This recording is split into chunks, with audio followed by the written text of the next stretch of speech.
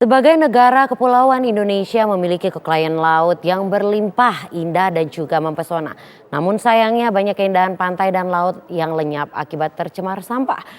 Seperti apa yang terjadi di perairan Teluk Jakarta berikut ini.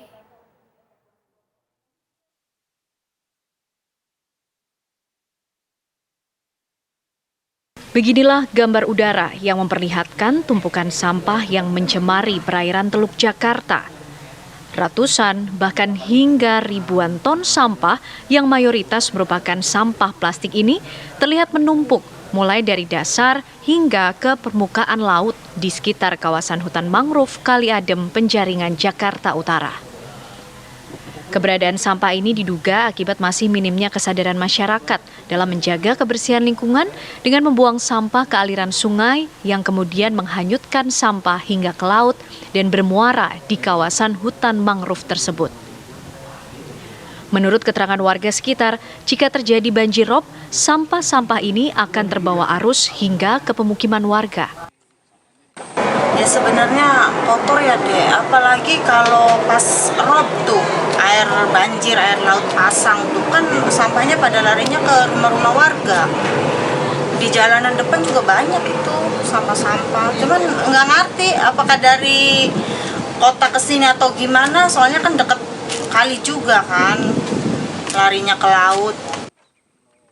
Warga berharap pemerintah untuk segera membersihkan tumpukan sampah yang sudah belasan tahun mencemari lokasi tersebut. Dari Jakarta, Haikal Vandea, TV One mengabarkan. Ribuan ton sampah yang mayoritas merupakan sampah plastik ini terlihat menumpuk mulai dari dasar hingga permukaan laut di sekitar kawasan hutan mangrove Kali Adem, Penjaringan, Jakarta Utara. Dan untuk mengetahui informasi selengkapnya berikut liputan rekan Kamarati Kusuma. Dermaga Kali Adem, tepatnya di kawasan pesisir mangrove di Muara Angke, Penjaringan, Jakarta Utara. Kalau Anda bisa melihat, kita gambarkan sedikit. Berada tepat di samping saya, ini banyaknya ratusan bahkan ribuan sampah yang berada di sini. Kurang lebih ini berada di 1 kilometer dari ujung sampai ujung di pesisir mangrove di Muara Angke, Penjaringan, Jakarta Utara yang juga sudah memenuhi. Tidak hanya memenuhi di sekitar Anda melihat itu ada sampah, di belakangnya adalah kawasan hutan mangrove yang dimana air di sekitar sini warnanya sudah berubah, tidak jadi jernih lagi, bahkan ini sudah warnanya kehijauan dan juga sudah hitam agak pekat pemirsa. Nah, kalau kita berbicara mengenai kondisi ini, ternyata memang ini sudah terjadi beberapa tahun kondisi sampah yang menumpuk di sini, yang memang sampah ini didominasi oleh sampah plastik, kemudian sampah rumah tangga, dan juga terlihat sampah-sampah kayu di sini. Kita akan langsung berbincang pemirsa dengan sudah ada Pak Waria, ini RT 06 Muara Angke ya Pak ya? Ya, ini boleh sambil dipegang Pak Waria biar ada suaranya. Pak Waria, ini kondisinya sudah berapa lama kayak gini Pak? Untuk ya, ini segini aja nih. Yang ada di sini sebenarnya udah lama karena sampah yang ada di sini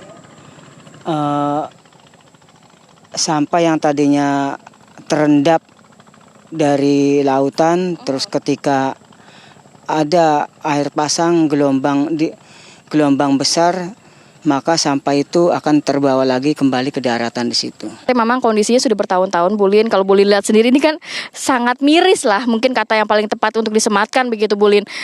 Apa yang bisa menyebabkan hal ini terjadi sebenarnya?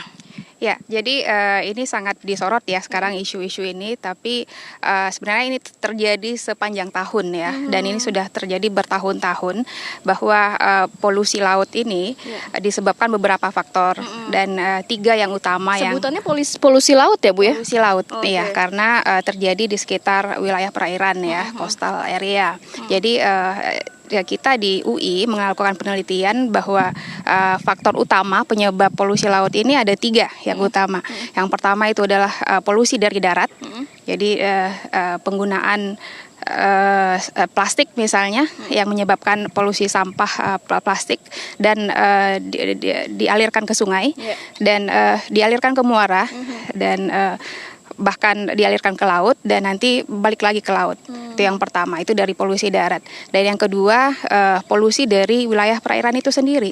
Jadi kan ada sekitar sini begitu ya. ya, ada pembangunan di sekitar perairan, di sekitar pantai, baik itu perumahan ya, kita lihat ada perumahan liar dan kumuh juga yang memang tanda kutipnya perlu ditata oleh pemerintah setempat, dan juga kegiatan nelayan ya yang terjadi di kawasan perairan ini. Dan yang ketiga yang tidak kalah penting adalah kiriman dari luar. Jadi karena laut ini adalah satu kesatuan, bukan hanya Jakarta dan sekitarnya, tapi juga seluruh Indonesia dan negara lain di dunia.